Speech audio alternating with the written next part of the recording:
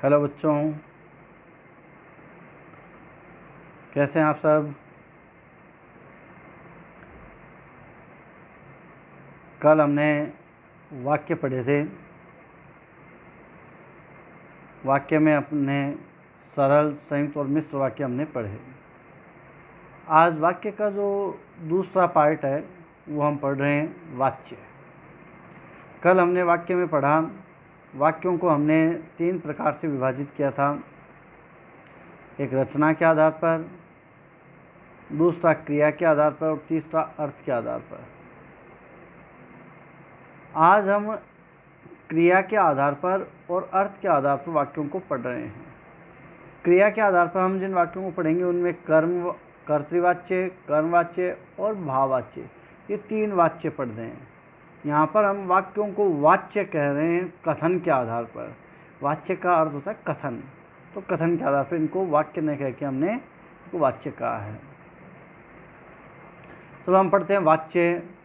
तो सबसे पहले हम ध्यान करते हैं वाच्य क्या होते हैं, वाच्य की परिभाषा क्या है।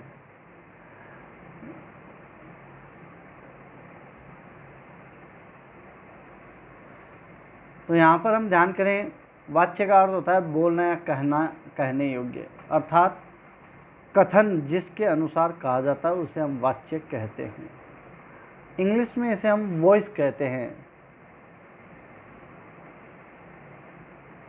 वॉइस। और आपने ध्यान किया हो अंग्रेजी में 2 वॉइस हम पढ़ते हैं, एक्टिव वॉइस और पैसिव वॉइस। यहाँ पर हम क्रिया के प्रयोग के आधार पर वाच्य जो है, वॉइस जो है वो पढ़ रहे हैं। हिंदी में 3 वॉइस होते हैं, हिंदी और संस्कृत में कर्तृवाच्य, कर्मवाच्य और भाववाच्य। कर्तृवाच्य को आप अंग्रेजी में एक्टिव वॉइस बोलते हैं और कर्मवाच्य को आप अंग्रेजी में पैसिव वॉइस बोलते हैं।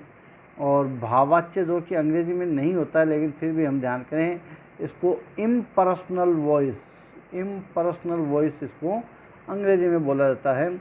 आज हम पढ़ रहे हैं कर्तृवाच्य, कर्मवाच्य और भाववाच्य।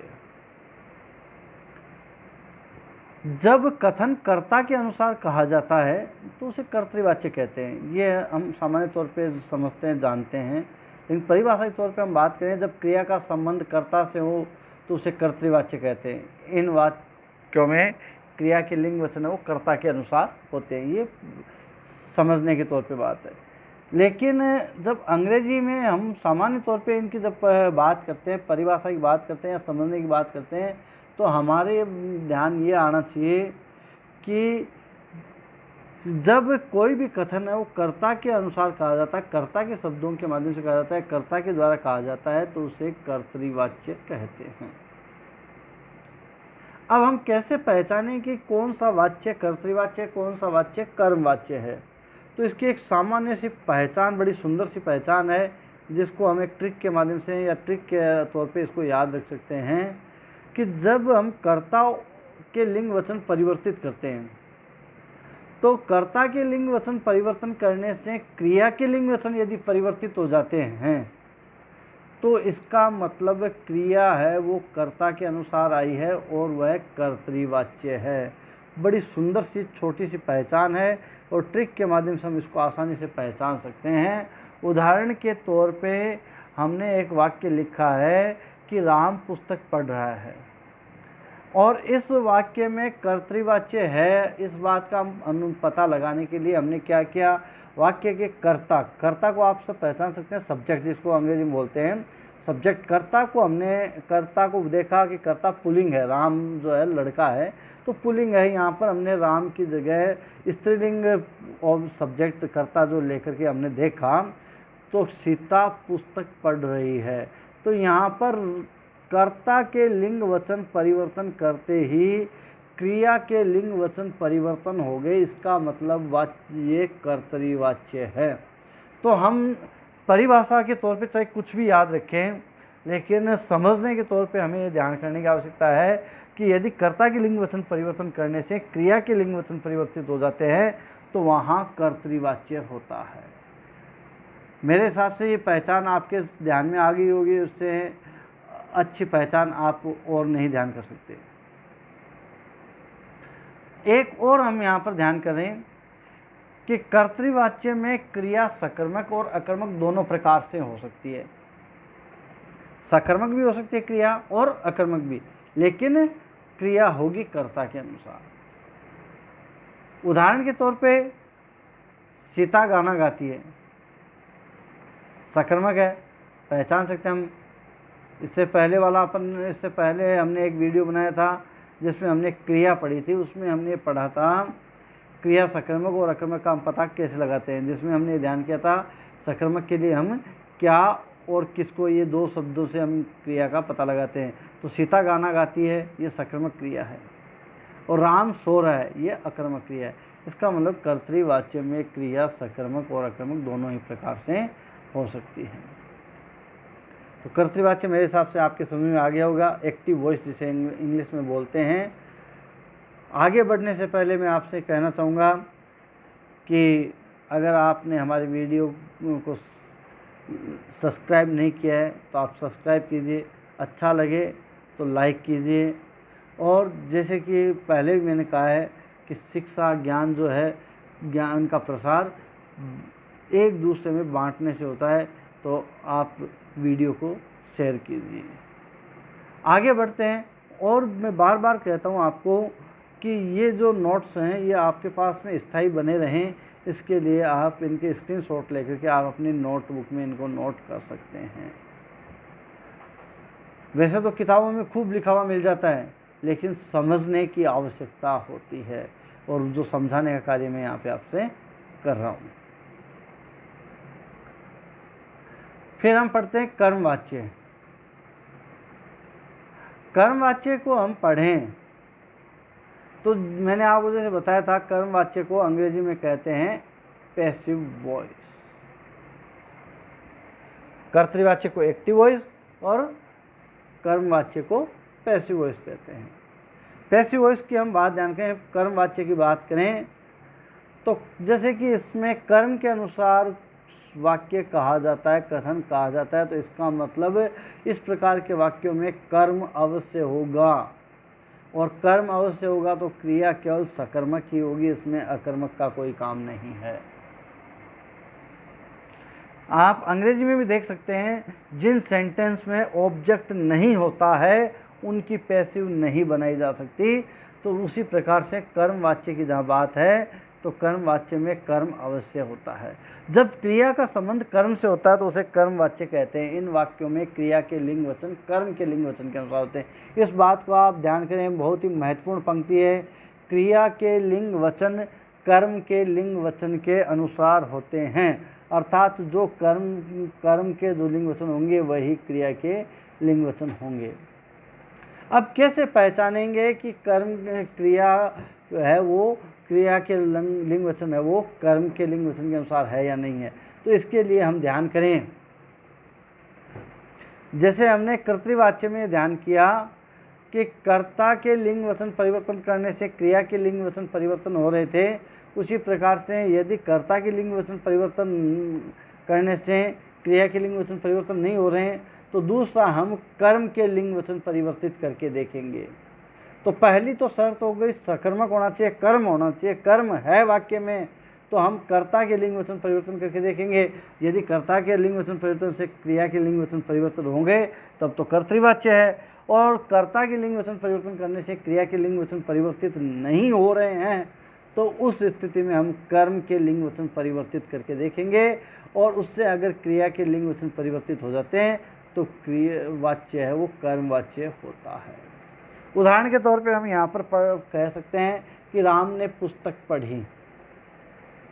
जैसे कि इस वाक्य को देखने से ही पता चल जाता है कि कर्ता तो पुल्लिंग है और क्रिया स्त्रीलिंग है, तो इसका मतलब कर्ता के लिंग वचन के अनुसार तो नहीं है।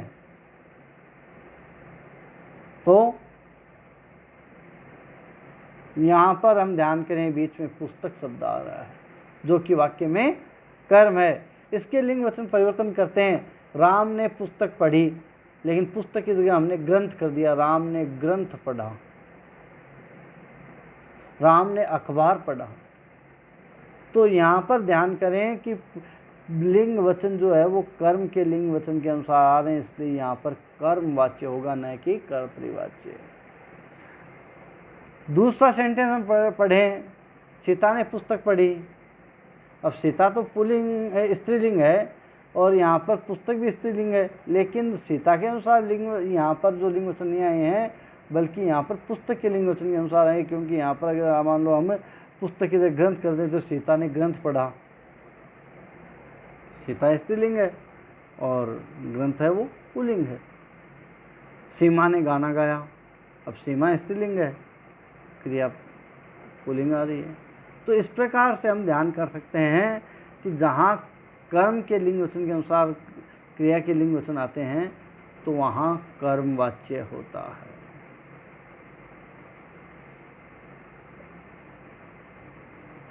यहाँ पर एक ध्यान करेंगे, कर्म वाच्य में ये कर्तृवाच्य, यहाँ पे कर्तृ शब्द छप गया, इसको आप ध्यान करेंगे। कर्म वाच्य में क्रिया का संबंध कर्म से होता है, इसलिए इसमें क्रिया केवल सकर्मक ही हो सकती है। यहाँ पर ध्यान करेंगे, कर्तृ जो छपा हुआ है ये नहीं है, ये प्रिंट मिस्टेक है। यहाँ पे कर्म वाच्य में क्रिया का संबंध कर्म से होता है, इसलिए क्रिया केवल सकर्मक ही हो सकती है। फिर हम आगे ध्यान करें इसमें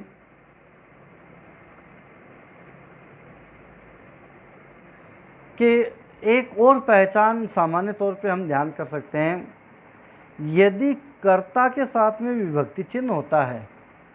कर्ता के विभक्ति चिन्ह कौन कौन से होते हैं? ने, से, द्वारा। इस प्रकार के अगर विभक्ति चिन्ह हो तो ये निश्चित मान के चलना चाहिए कि वहाँ पर ये जो है कर्म वाच्य होता है।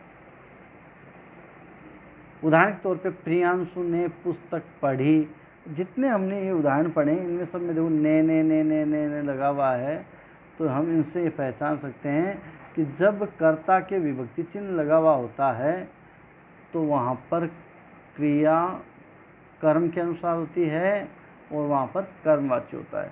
एक और हम ध्यान करें, ये महत्वपूर्ण, ये कॉम्पिटिटिव एग्जाम के लिए विशेष महत्वपूर्ण बिंदु है जो ध्यान करने की आवश्यकता है, कि हम लोग ये देखते हैं कि जो रिपोर्टर जो होते हैं, न्यूज़ जो देने वाले होते हैं, सरकारी सूचनाएं जो होती है, वैज्ञानिक या शास्त्रीय विवेचन आदि जो होते हैं, सभाओं आदि का संबोधन होता है, इन सभी में कर्ता का ज्ञान नहीं होता है, कोई एक कर्ता निश्चित नहीं हो सकता, इसलिए वहाँ पर कर्ता को ध्यान न करके बल्कि कर्म वाच्य के अनुसार ही उनमें रिपोर्ट लिखी जाती है। अब हम पढ़ रहे हैं तीसरा भाववाच्य, जिसे अंग्रेजी में इम्पर्सनल वॉइस बोलते हैं। अंग्रेजी में दो ही वॉइस होते हैं, एक्टिव वॉइस और पैसिव वॉइस। तीसरा ये जो इम्पर्सनल वॉइस जो है भाववाच्य, ये संस्कृत और हिंदी दोनों में होता है, इसको हम ध्यान करेंगे। जब क्रिया न तो कर्ता के अनुसार होती है और ना ही कर्म के अनुसार होती है, बल्कि भाव के अनुसार व्यक्त होती है, तो उसे भाववाच्य कहते हैं। अब यहाँ पर हम ध्यान करें, सीता से चला नहीं जाता, ये वाक्य हम पढ़ रहे हैं, ध्यान करेंगे आप। इसमें सीता जो है वो स्त्रीलिंग शब्द है और क्रिया पुल्लिंग है, जबकि कर्म इसमें है नहीं। तो कर्ता के अनुसार तो ऐसे नहीं, क्योंकि कर्ता जो है वो तो स्त्रीलिंग है और क्रिया जो है वो पुल्लिंग है। तो कर्ता स्त्रीलिंग होने से क्रिया यहाँ पर अगर स्त्रीलिंग होता तब तो हम भी मान लेते कि चलो इसके अनुसार हो सकता है, लेकिन इसके अनुसार न होने के कारण हम ये मान के चलते हैं इसमें कर्ता के अनुसार तो नहीं है, और कर्म का इसमें अभाव है, इसलिए कर्म के अनुसार भी नहीं है। तो फिर क्रिया किसके अनुसार है? बल्कि क्रिया किसी भाव के अनुसार है।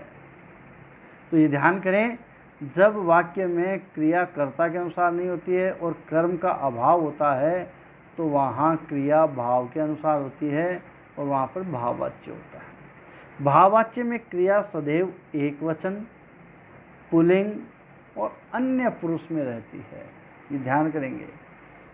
सीता से पढ़ा नहीं जाता,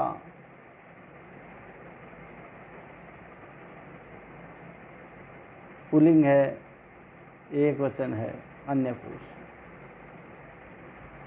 इस प्रकार का जो भाववाच्य जो होता है इसमें अधिकतर नेगेटिव सेंस में विशेष बात की जाती है। चला नहीं जाता, पढ़ा नहीं जाता, खाया नहीं जाता, इस तरह से नहीं जाता, इस तरह का भाव इसमें व्यक्त होता है। जैसे कि हमने इसमें ध्यान किया कि भाववाच्य में कर्म का अभाव होता है, तो कर्तृवाच्य में क्रिया सकर्मक और अकर्मक दोनों हो सकती है, लेकिन कर्मवाच्य में क्रिया सकर्मक ही होगी, लेकिन भाववाच्य में क्रिया अकर्मक होती है। लेकिन एक कंडीशन इस तरह की हो जाती है जिसमें क्रिया में के साथ में कर्म होते हुए भी वो भाववाच्य में प्रयोग होती है। जैसे भाववाच्य में प्राय क्रिया अकर्मक होती है, ये हम जैसे अभी मैंने बताया कि भाववाच्य में लगभग उदाहरण इस तरह दिखाई देते हैं जिनमें क्रिया अकर्मक होती है। लेकिन यदि कर्ता हो और कर्म हो, दोनों के विभक्ति चिन्ह लगे हुए हो, कर्ता के ने लगा हुआ हो और कर्म के को लगा हो, कर्ता का विभक्ति चिन्ह कर्ता ने, कर्ता का विभक्ति चिन्ह ने है और कर्म का विभक्ति चिन्ह को है, तो यदि कर्ता और कर्म दोनों विभक्ति चिन्ह से युक्त होता है तो क्रिया हमेशा भाव के अनुसार होती है। कर्म होते हुए भी क्रिया भाववाच्य में होती है। इस प्रकार से हमने ध्यान किया कर्तृवाच्य, कर्मवाच्य और भाववाच्य, इनको इस ट्रिक के माध्यम से, तरीके के माध्यम से हमने याद रखने का तरीका ध्यान किया। अब हम ध्यान करें कि जैसे हम पढ़ते हैं कि वाच्य परिवर्तन, एक्टिव वॉइस से पैसिव वॉइस, पैसिव वॉइस से एक्टिव वॉइस बनाने की हम जो बात पढ़ते हैं, ध्यान करें प्राय कर्तृवाच्य से कर्मवाच्य बनाने की बात आती है। जो अंग्रेजी में आप पढ़ते हो उसी को हम यहाँ पर ध्यान कर रहे हैं। तो कर्ता के साथ में विभक्ति चिन्ह यदि नहीं है तो उसको विभक्ति चिन्ह युक्त बना देते हैं, से, के, द्वारा, द्वारा आदि विभक्ति चिन्ह लगा देते हैं। और कर्म के साथ विभक्ति चिन्ह होता है तो उस विभक्ति चिन्ह को उसे हटा देते हैं, क्योंकि कर्म को तो हम क्या बनाते हैं, कर्ता बनाते हैं ना, ऑब्जेक्ट को सब्जेक्ट, सब्जेक्ट को ऑब्जेक्ट की तरह बनाना, और आवश्यकता अनुसार निषेध सूचक वाक्य शब्द जो है वो प्रयोग कर देते हैं। ये तो कर्तृ से कर्मवाच्य। इन भाववाच्य बनाने के लिए ये दोनों पॉइंट यथावत रहेंगे।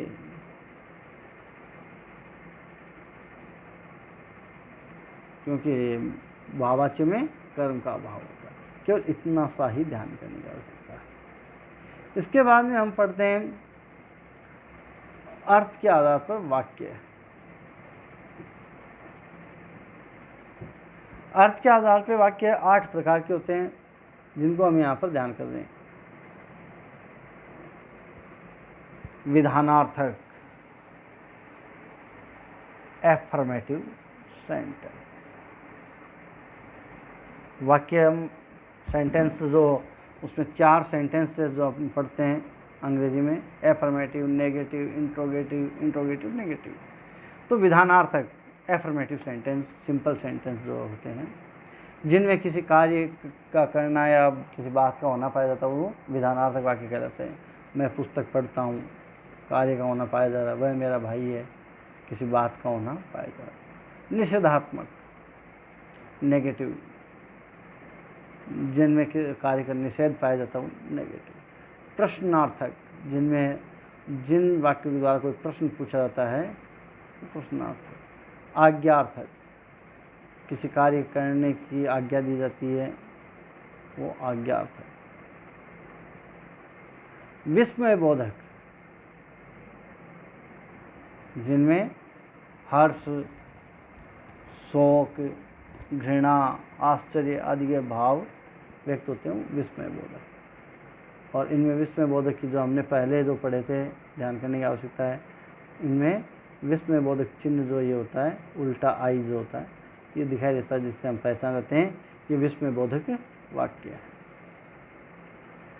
फिर ध्यान करने की इच्छार्थक वाक्य, जिनमें कोई इच्छा कामना की जाती है, आशीर्वाद दिया जाता है, ब्लेसिंग, तो वो जो शब्द है इच्छा, कामना, आशीर्वाद जो है वो इच्छार्थक वाक्य कहलाते हैं। इन सब को आप आसानी से पहचानें तो इनमें कहीं कोई परेशानी नहीं है। ये दो महत्वपूर्ण जो वाक्य हैं इनको ध्यान करने की आवश्यकता है कि संदेह सूचक, जिन वाक्यों में किसी कार्य के प्रति संदेह है या आशंका या संभावना व्यक्त की जाती है उसे संदेह सूचक वाक्य कहते हैं। शायद आज वर्षा हो, शायद आ गया, आशंका है, संदेह है, निश्चित नहीं है लेकिन हो सकती है बारिश हो। तो इस प्रकार के वाक्यों में प्राय शायद, संभवतः, हो सकता है, इस प्रकार के शब्द प्रयोग किए जाते हैं जिससे संदेह, आशंका व्यक्त की जाती है। और फिर संकेतार्थक वाक्य, जिन वाक्यों में कोई संकेत या शर्त हो उन्हें संकेतार्थक वाक्य कहते हैं। इसका मतलब यहाँ पे ध्यान करने की जरूरत है, संकेत या शर्त अर्थात किसी कार्य के लिए निश्चित शर्त है, संकेत किया हुआ है। यदि वर्षा न होती तो फसल सूख जाती, तो फसल सूख जाती, इसका मतलब शर्त है, ये संकेत दिया है साथ में। तो इस प्रकार के वाक्य संकेतार्थक वाक्य कहलाते हैं। इस प्रकार से हमने 3 प्रकार से वाक्यों का विभाजन करके हमने पढ़ा था। पहला रचना के आधार पर, जो कि हमने इससे पहले वाली वीडियो में पढ़ा, सरल, संयुक्त और मिश्र वाक्य। दूसरे हमने क्रिया के प्रयोग के आधार पर हमने वाक्य पढ़े जिनमें हमने कर्तृवाच्य, कर्मवाच्य और भाववाच्य, जिनको अंग्रेजी में एक्टिव वॉइस, पैसिव वॉइस और इम्पर्सनल वॉइस बोलते हैं। और तीसरा हमने अर्थ के आधार पर पढ़ा है जिनमें विधानार्थक, निषेधात्मक, प्रश्नार्थक, आज्ञार्थक, विस्मय बोधक, इच्छार्थक, संदेह सूचक और संकेतार्थक, ये वाक्य हमने 8 प्रकार के वाक्य अर्थ के आधार पर पढ़े हैं। इस प्रकार से वाक्य हमारा एक जो 3 प्रकार से हमने इनको विभाजित करके पढ़ा, ये टॉपिक यहाँ पे कंप्लीट हो जाता है, पूर्ण हो जाता है। आपको किसी भी प्रकार का कोई डाउट हो, कोई आपके शंका हो, तो आप कमेंट के माध्यम से हमसे पूछ सकते हैं, जान सकते हैं। आपको हमारा वीडियो कैसा लगा ये भी आप अपने कमेंट के माध्यम से हमें बताएं। अच्छा लगा लाइक कीजिए और दूसरों को शेयर कीजिए।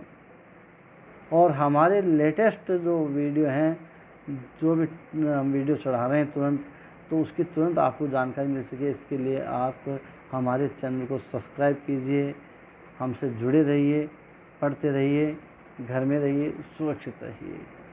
धन्यवाद। वंदे मातरम।